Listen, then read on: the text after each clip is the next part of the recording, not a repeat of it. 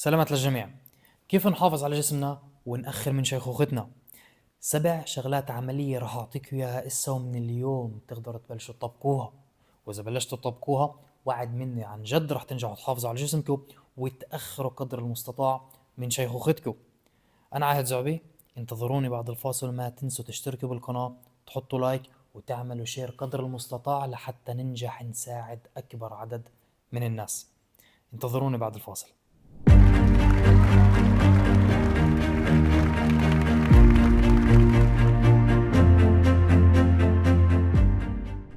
سلامات مرة تانية. ما تنسوا انه جسمك هو امانة، اذا هاي الامانة ما درتوا بالكم عليها فيش مين يدير باله عليها. وانا بالنسبة لي الجسم تبعنا هو آلي، اذا هاي الآلة بلشت تصدي هون بتبلش تصير المشاكل. فتعالوا انا وياك ونتسبك الاحداث، ننجح ندير بالنا على جسمنا لحتى ما نمرق بالمشاكل، ما نمرق بالامراض، ما نمرق بالمشاكل الصحية، وما تصدي هالآلة، وننجح عن جد انه ندير بالنا على هاي الاماني. تعالوا نبلش باول شغله من ال7 شغلات. طيب، اول شغله من ال7 شغلات هي الحفاظ على الكتله العضليه.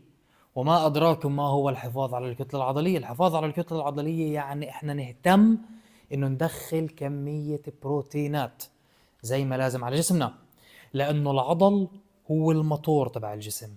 كل ما الموتور حافظنا عليه وحافظنا عليه انه يضل كبير، هيك هو بضل يحرق اكثر سعرات حراريه، وبالمقابل دهون الجسم تنزل.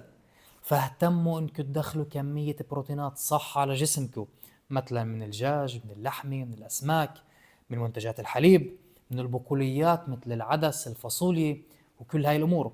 اهتموا انكم تدخلوا هاي الشغلات زي ما لازم على جسمكم لحتى نحافظ على هذا الموتور، لحتى نحافظ على الكتله العضليه.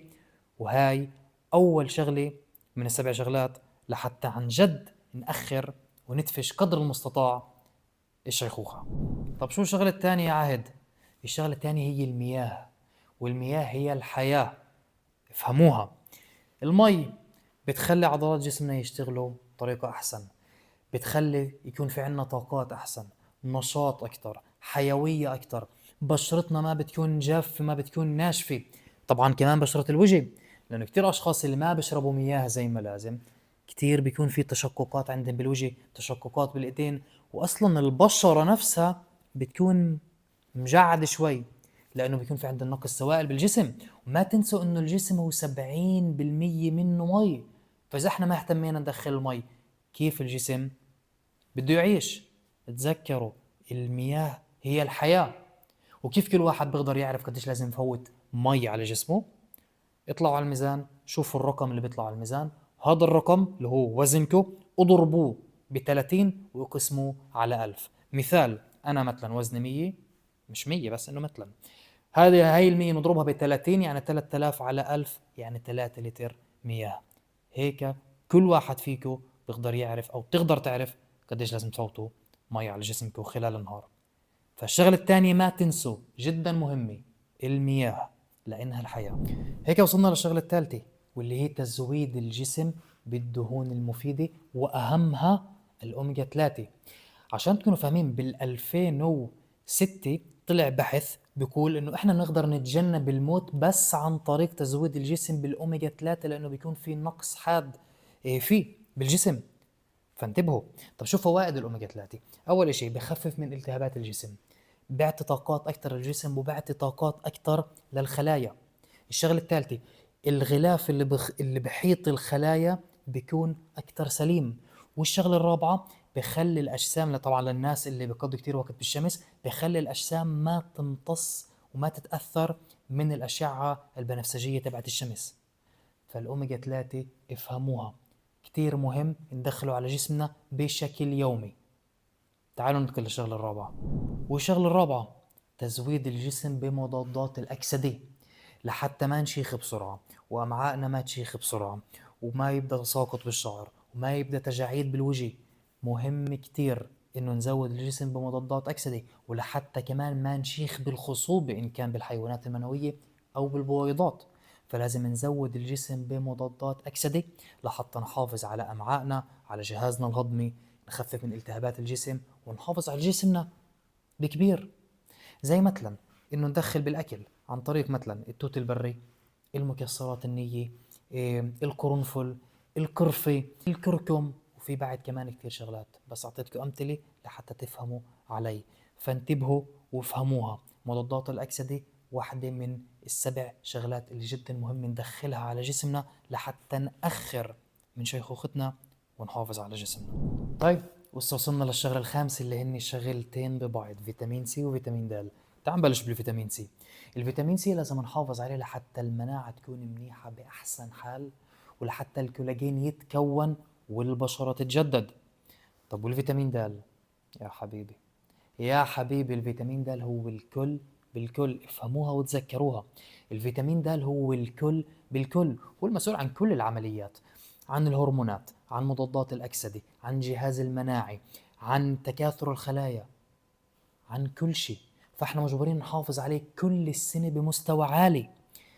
تردوش على الدكاترة لما يشوفوا عندكم مثلا بفحص الدم الفيتامين دي تعال نقول 25 ويقولوا لكم منيح، لا هو بالنسبة له منيح دكتور، بس لا، لازم يكون 50 60 70 وطالع. لازم تحافظوا عليه بمستوى عالي كل السنة، لأنه تذكروا وفهموها هو الكل بالكل.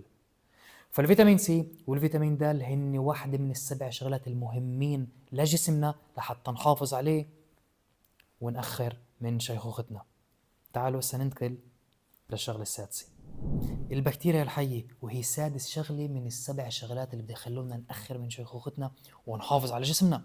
هاي البكتيريا الحية اللي عايشة بداخلنا بالأمعاء احنا لازم نحافظ عليها، لأنه هاي البكتيريا إن بلشت تختير جسمنا بلش يختير. ليش؟ لأنه أول شيء الامتصاص بالجسم ببطل منيح، انقسام الخلايا ببطل منيح، الجهاز المناعي ببطل منيح، المود تبعنا شرحه ببطل منيح، ومنصير كمان نخسر عضل. فإذا بلشت تصير كل هاي الشغلات كونوا فاهمين إنه جسمنا بلش يختير. طب شو بنقدر نعمل يا عهد؟ شغلة واحدة، كل نص سنة لمدة 15 يوم خدوا بكتيريا حية الصبح على الريق. هذا الاشي بيخليكوا تحافظوا على البكتيريا الحية بالأمعاء وتدفشوا قد ما بتقدروا الشيخوخة وتحافظوا على جسمكم. وهيك وصلنا للشغلة السابعة والأخيرة اللي بدخلونا ندفش من شيخوختنا قدر المستطاع ونحافظ على جسمنا. بس ديروا بالكم هاي الشغلة أنا خصوصي تركتها لآخر إشي، لأنه في كتير ناس صعب عليهن يساووا اللي راح أحكيه أنا هسه. لأنه الست شغلات اللي أنا سبق وحكيتهن بهاي الحلقة هوين إنكم انتوا تسووهن. بتاكلوا من هذا الاشي، تدخلوا من هذا الاشي، تاخذوا المكمل الغذائي هذا هوين. بس هسه هاي الشغلة السابعة هون بدكم تمتنعوا عن شغلات، وعن شغلات انتوا كتير بتحبوها. فشو هي الشغلة السابعة؟ الشغلة السابعة هي لازم نزيح من التهابات الجسم، لازم نتخلص من التهابات الجسم. طب كيف احنا بنقدر نتخلص يا عاهد من التهابات الجسم؟ اكتبوا السكر الابيض. السكر الابيض بيزيد من التهابات الجسم. الشيء الثاني الجلوتين بيزيد من التهابات الجسم. الشغلة الثالثة الزيوت المهدرجة بتزيد من التهابات الجسم. والشغلة الرابعة منتجات الحليب من البقر كمان بيزيدوا من التهابات الجسم.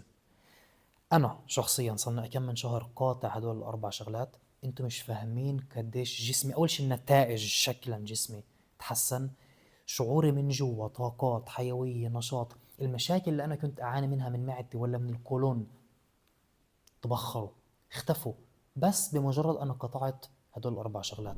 وصلنا لنهاية حلقتنا اليوم، على أمل تكونوا استفدتوا. لو أخذتوا إشي واحد صغير من هالسبع شغلات اللي أنا حكيتهم وطبقتوه، ساعتها أنا بقول الحمد لله نجحت شوي صغيرة أعمل هذا التغيير فيكم.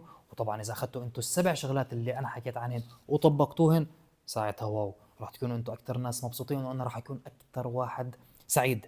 فما تنسوا كمان مرة تشتركوا بالقناة، تحطوا لايك على الفيديو، وتبعتوا الفيديو، اعملوا شير للفيديو، ابعتوه لمعارفكم لاصحابكم للناس اللي بتحبوهن لعائلتكم، خلين هن كمان يستفيدوا ويعرفوا شو عاهد حكى، شو هدول السبع شغلات اللي فيهن احنا بنأخر من شيخوختنا وبنحافظ على جسمنا. شكرا لكم، بنلتقي الأحد الجاي بحلقة جديدة بإذن الله. دمتم بخير.